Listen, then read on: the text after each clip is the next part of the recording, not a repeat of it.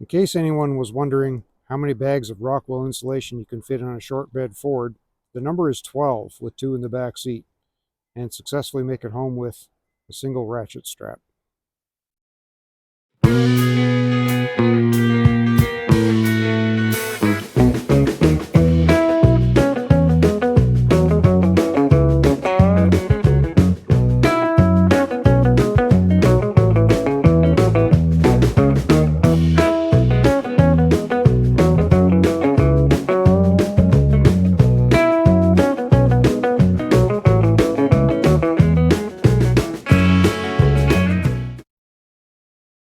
Finally, I get to start insulating the cabin, and I'm going to see how much difference the heat makes. With the heater running, that you should be able to hold the heat much better. I've decided on using Rockwool. As you can see, I'm sitting on giant piles of Rockwool insulation, which half fills the cabin. There's good points and bad points to this stuff. The good points, and the reason I chose it, or the reasons that I chose it, are that it is a little bit better than fiberglass when it comes to insulation properties. It's also extremely fire retardant and fire resistant, fireproof. They've run tests where there's flames directly on the Rockwool and it won't catch fire. I don't think fire is a big concern of mine here, but you never know, and it doesn't hurt to do it. Other big reason is it's maybe not rodent proof, but they really don't like Rockwool insulation. Fiberglass insulation, they'll tear off in bits, or other types of insulation will tear off in bits, and they'll build nests and things like that. They really hate this stuff, and so I don't think I haven't had any mice in here at all since I built it, and I don't think that's a big concern because of the way that it's built and the way that it's sealed up. But again, you never know. One gets in somewhere, and if they get in the walls through some opening somewhere, if it's stuffed full of Rockwool insulation, then it should be much less of a problem. Bugs are the same thing. Apparently insects are not a big fan of this stuff either.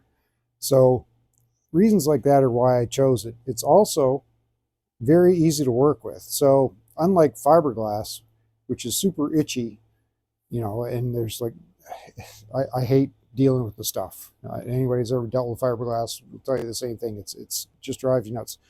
Not the case with Rockwool at all. It doesn't work like that at all. So just for my comfort, I guess, for install, this is going to be much better. It's also very simple to install, especially even around wires. It's pretty simple. You just make a simple cut where your wire is, and it goes right over it. No big deal. It cuts with a bread knife. So really the only tool you need is literally a bread knife. I got to get one here, like a serrated cut loaves of bread. So if I need to cut a piece short, or I need to cut around a electrical box or anything like that, real simple, straightforward thing to do. So for all those reasons, this is a great choice. There are downsides to Rockwool. One is cost. This costs more than fiberglass. I know I'm trying to build this cabin fairly cheaply, but I went with a little bit of extra expense here because it's not that big of a building. So it isn't going to be like thousands of dollars more to insulate with Rockwool. But it is more expensive than fiberglass. You need to know that. And significantly more expensive. I believe that it's less expensive than closed cell spray foam. But so this would sit in between that and fiberglass insulation. I don't like spray foam products at all. It's messy. It's a complete disaster to install. It's it gets everywhere. And once it's there, your spray foam is there. I mean, if you have to go and fix something or change something or do anything, it's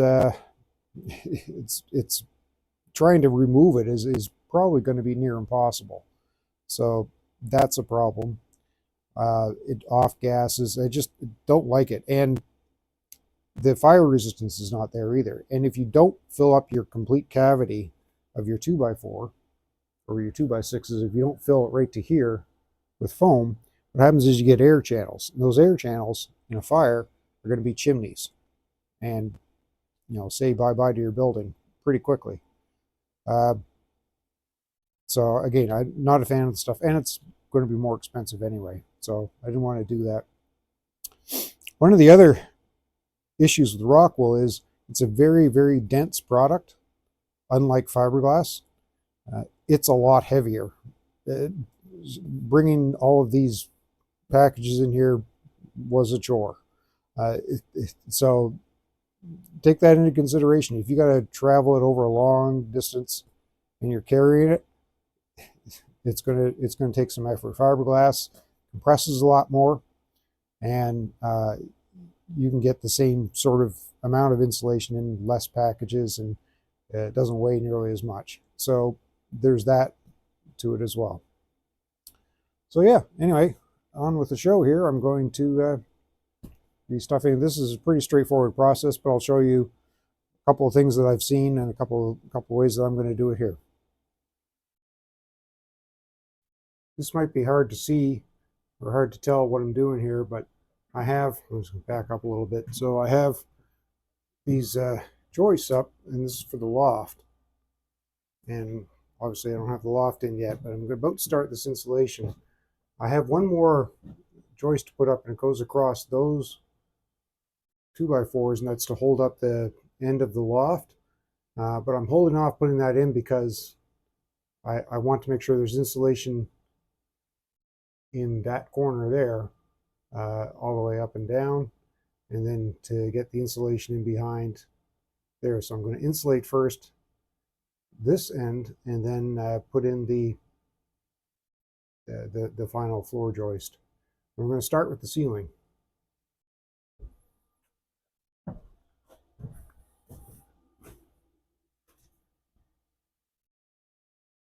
Cutting these is fairly easy. All I did was I need a 13.5, so I just took my tape measure, 13.5, kind of put my finger there, and I scored it with the bread knife all the way down, like that. And then I'm simply, it really is like cutting bread. I don't know how else to describe this. Odd stuff. You got to be a little bit careful because it will tear apart. And all of the leftover stuff I'll probably end up using. Little things like around windows and doors, and I'll get some odd areas, I'm sure, that aren't exactly the right size. So save all of those pieces for all those situations. I'm starting at the top and working my way down. So it just tucks in there. Friction will hold it. That way I've got some insulation behind that wall stud. Otherwise, if I had put in it would have been a lot more difficult to cut around. Yeah, okay, that wasn't too bad.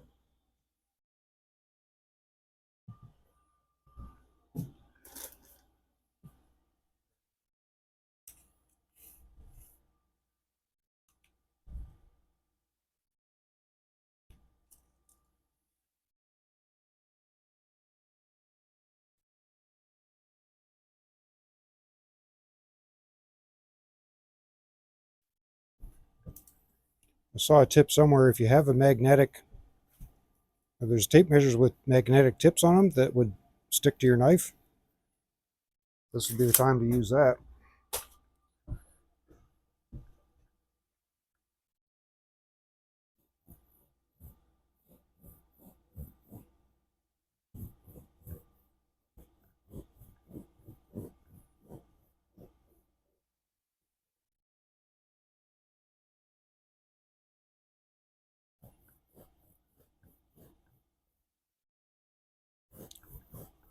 Of course, my sawing skills probably aren't as good as, I'm probably not going straight there.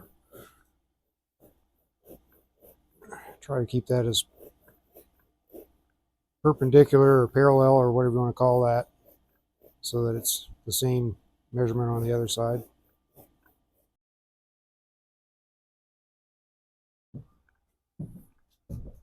For this bottom piece, I need to measure because it's not going to be quite right. So I'm at about 42. You can be a little generous, I think, with the it's really, well, it's really 41 and a half, 41 3/4, so something like that. The other thing I want to measure is that I want to put a cut in for this wire, and that is at 15 and a half. So 15 and a half for the wire. Let's call it 41 3/4 for the bat. So 41 3/4 ish.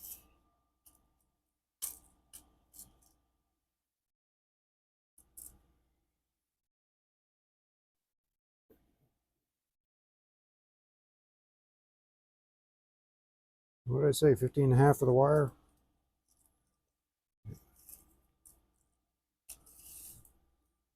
All I do there, that's about 15 and a half there.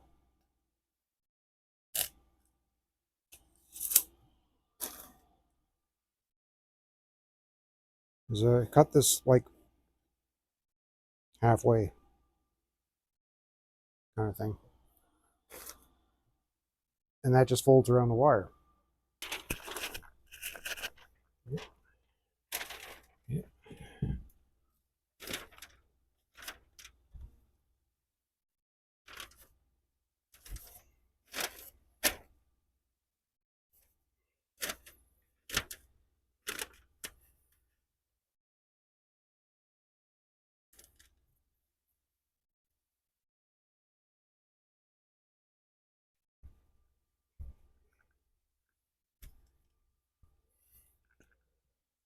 There now. I'm no expert here, but it's the first time I've ever installed this stuff, but this is pretty simple for DIY insulation. I think it's going to work quite well. Anyway, I'm going to keep going on this stuff, and I'll get back to you when I get a lot more done. But just a little tip: you've got to cut out the opening in the insulation for the electrical boxes. There's always a gap in behind the electrical box. So what you can do is just take some of the piece that you cut out, saw it like that, and stuff it behind it. Actually, I could use something a little thicker than that. That's okay, I got lots.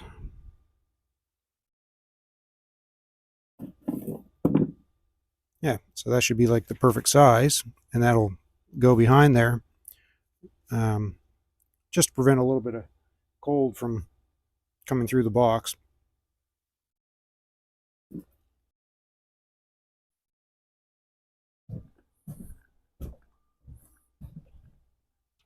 Now I can put in the piece that I've got the electrical box cut out for, and also the wiring.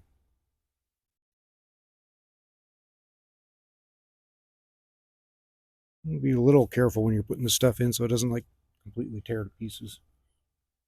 And the wire does go in the spot you cut.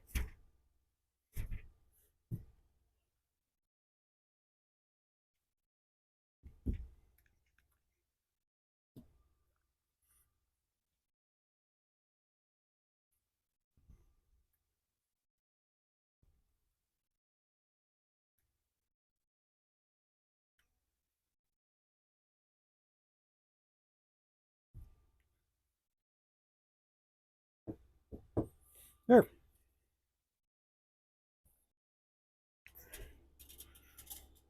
So putting these things in while you're trying to perform acrobatics on a ladder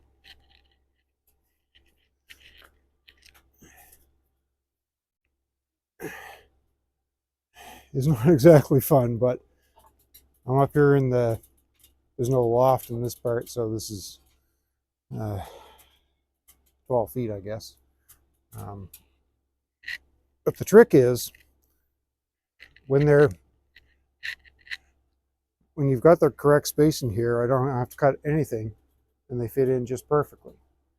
Now there's a couple of spots because, I'm not an expert carpenter, where the bat was loose for whatever reason, just being a little bit too wide between the rafters here.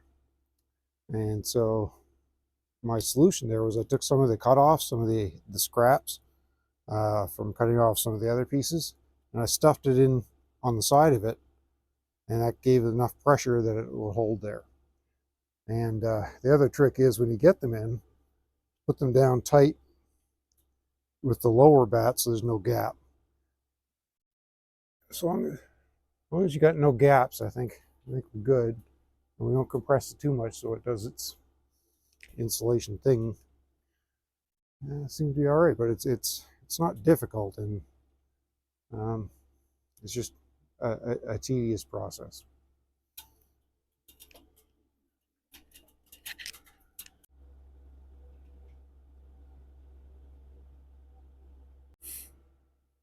Well, I've got the ceiling complete and 1.5 walls, I guess, so far.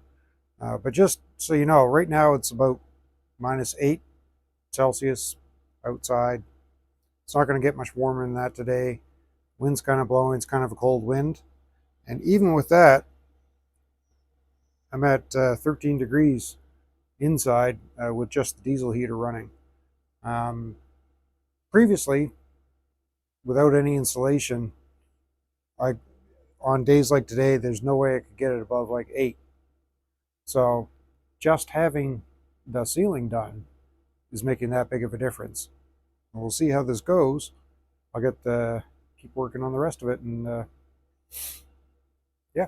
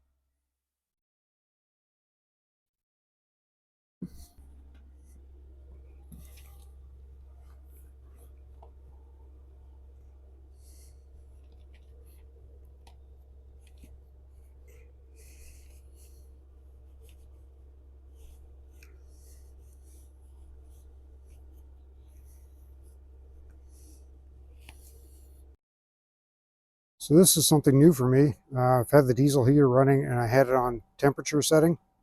Um, it's set to 16. Looks like it's 17 or 18 in here now. And it slowed down automatically. So after it hit 16, it started slowing down and slowing down. And now it's on level 1. So I don't even have the place fully insulated yet. I've got 2 walls complete and another one that's half complete. And so it, yeah, quite a difference. And it's still -8 outside. Okay, so insulation installed. It's a lot like doing really hard yoga when you get up in the loft and stuff. But a lot of it goes really fast. The main walls goes quite quickly. And once you get a rhythm down, just like anything else, not a bad job at all. I can tell you, the difference in here is unbelievable. It's like -9 or something like that. Wind's blowing. It's kind of a cold day. In fact, there's an extreme cold alert for tomorrow morning coming. The diesel heater started slowing down, And I didn't know this is exactly how they operated, but as it gets close to your set point, it starts slowing down. Steps down. Like it starts off at 6 and then works 5, 4, and it went all the way down. It was on 1 for quite a while, and then as it cooled off a little bit, it kicked up to 2. Anyway, it easily held the temperature in here without issue. Question I have, and if you guys want to leave comments, I'd appreciate it. I'm debating on. I'm probably going to do the finished walls and boards, and like hemlock boards or something fairly inexpensive. I spent more money on the insulation, so I'm going to try to save a little on the walls. But here, if this was a code structure, like it required to be built to code, and building permit, that type of thing, I would need to put vapor barrier over this in Canada. That's what code would call for. I've seen a lot of videos though where in the States you don't always do that, or you don't necessarily do that at all. In fact, it's kind of rare that I see it there. A lot of times you'll put on that insulation that's got that paper backing or something like that. We don't have that available here. It's not a thing here. Reason being that you would normally put vapor barrier over, and vapor barrier would be like a 6 mil or thicker clear polyethylene. I don't know if I should do that here, and I'll tell you why. This is not a home that I'm living in full time. So if I'm here full time in the winter, then probably a great idea to keep the moisture from living here from going into the walls and then causing rot. That's the idea of it. However, it goes the other way too. So your moisture is going to go from high humidity to low. That's how it travels. So that will happen in the summertime quite a bit too. If it's really humid outside, then the moisture will want to travel in. And if there's a vapor barrier on the inside of the wall, that's where it's going to get trapped, especially if, I don't know that I'd be running an air conditioner here, probably not, but it's probably going to be cooler inside the building than outside. So what will happen is the humid air will come through the wall, work its way through, and then condense on the inside of the vapor barrier. It's kind of the same problem. I don't have a big moisture retardant thing on the outside on the envelope of the. Well, I do have the. Well, I do have the house wrap. House wrap is breathable though, and it does allow humidity to travel.